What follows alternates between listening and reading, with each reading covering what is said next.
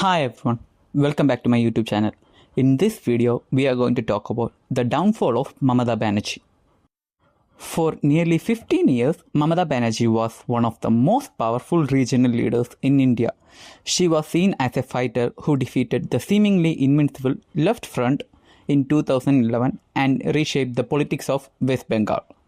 To millions of supporters, she was Didi, the street fighter who challenged both communists and the BJP. Her image was built around simplicity, emotional connection with ordinary people, and aggressive opposition politics. But by the time the results of the May 4, 2026 Assembly election were announced, that a political image had suffered its biggest collapse. The 2026 election became more than a normal electoral defeat. It symbolized the end of an era. The All India Trinamool Congress, which once dominated Bengal politics, was reduced to a weakened opposition force after the BJP crossed the 200-seat mark in the assembly. Mamata Banerjee herself lost from Bhabanipur, a constituency once considered her safest political fortress. The downfall of Mamata Banerjee did not happen overnight. It was the result of years of accumulated anger, allegations of corruption, organizational decay, political violence, administrative arrogance, and growing anti-incumbency. The 2026 election merely exposed cracks that had already formed long before the final vote was counted. When Mamata Banerjee came to power in 2011, Bengal was desperate for change. The Left Front had ruled the state for 34 years. And many people believed the government had become rigid, disconnected and bureaucratic. Mamata presented herself the opposite. She spoke emotionally, connected with the poor, and promised Ma, Mati, Manush, Mother, Motherland and People. That slogan became one of the most successful political messages in modern Indian politics. Initially, her rise looked historic. She defeated the left in its own ideological stronghold. She portrayed herself as the protector of Bengali identity and welfare politics. Schemes like Kanyashree and Swasthya Sati gained popularity among large sections of the population. Rural women especially became a major support base for TMC. But political success also created a culture of unquestioned authority inside the party.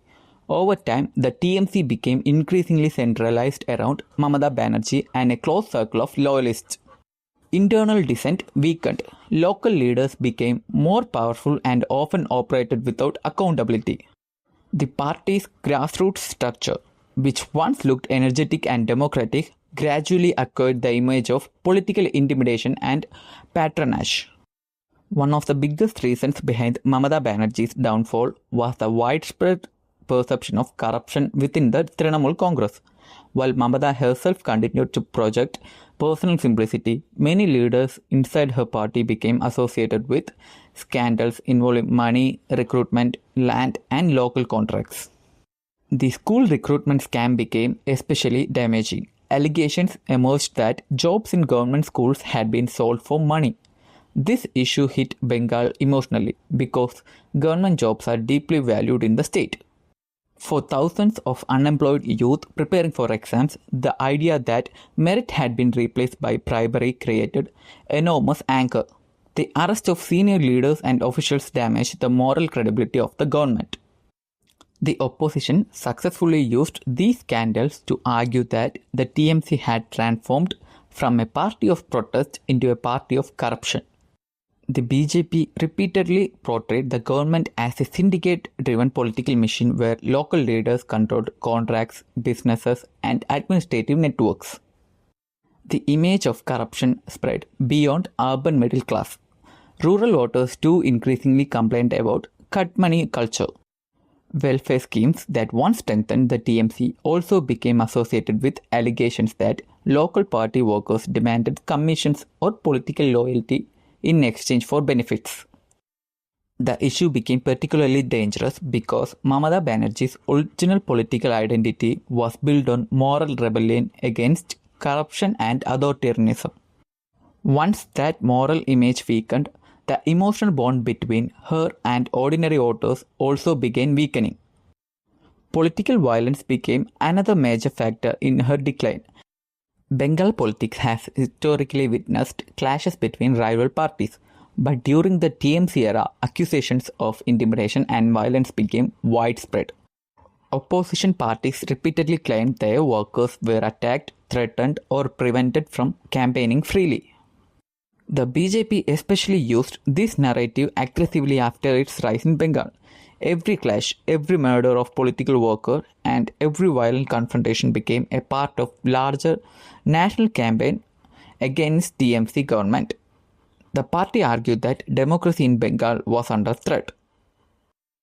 During elections, violence often dominated headlines. Booth clashes, intimidation allegations, and accusation against local TMC leaders created the perception that fear had become part of Bengal's political culture.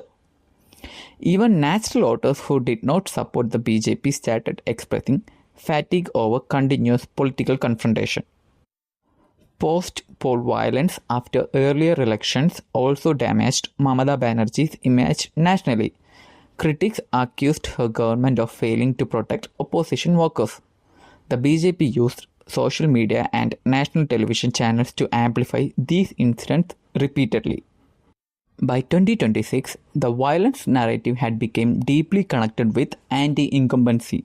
Many voters were not necessarily ideological supporters of the BJP, but they wanted a change simply because they believed Bengal politics had become too aggressive and unstable. Another major reason behind Mamata Banerjee's downfall was the rise of the BJP as a serious challenger in Bengal. For years, the BJP had been politically weak in the state, but after 2014, the party steadily expanded its organization and vote share. BJP understands that defeating the TMC required more than just attacking corruption. It needed to reshape Bengal's political identity. The party began combining Hindu nationalism with Bengali political narratives. It also targeted communities that felt ignored or insecure under TMC rule.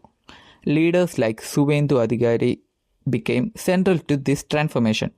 Adhikari's switch from the TMC to the BJP symbolized a major crack within Mamata's political structure.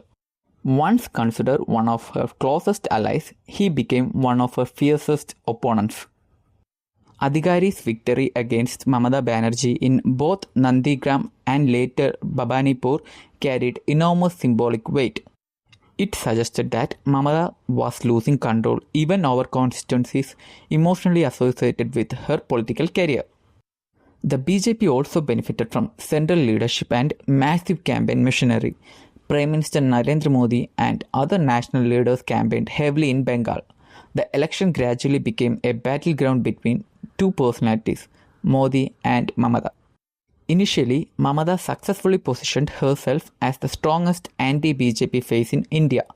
But over time, constant confrontation with the central government produced mixed results. While it energized her supporters, it also polarized voters further. Another important factor behind her decline was the perception of administrative arrogance.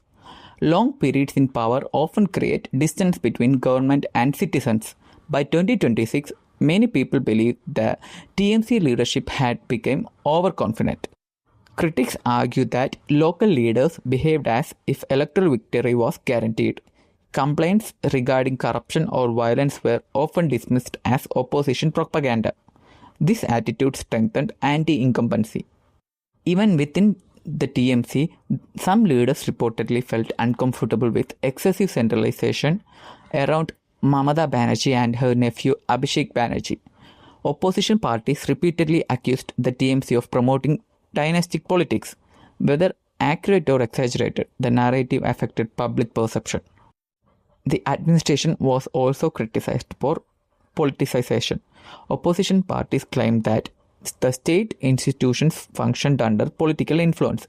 The BJP used this accusation to present itself as a force that would restore democracy in Bengal. The 2026 election campaign exposed the depth of anti-incumbency. The BJP focused heavily on corruption, political violence, and governance fatigue. Meanwhile, the TMC attempted to portray the BJP as an outsider force threatening Bengal's culture and secular identity. But the emotional power of Mamata's earlier campaigns appeared weaker. Younger voters who did not experience the left front era directly were less emotionally attached to her historic 2011 victory. For many of them, the TMC itself represented the establishment. The election results of May 4, 2026 shocked Indian politics. The BJP won more than 200 seats, while the TMC collapsed dramatically. Mamata Banerjee lost from Bhabanipur to Suvendu Adhikari. The defeat was deeply symbolic because Bhabanipur was not just another constituency, it represented Mamata's political home turf. The loss exposed how dramatically Bengal's political landscape has shifted. A leader once considered unbeatable had suffered one of the biggest defeats in modern regional politics. After the election, controversy intensified further when Mamata Banerjee refused to immediately resign as chief minister and alleged conspiracy and electoral manipulation. Her supporters claimed the election process had been unfair, while critics argued she was refusing to accept democratic defeat. This created a constitutional and political crisis atmosphere.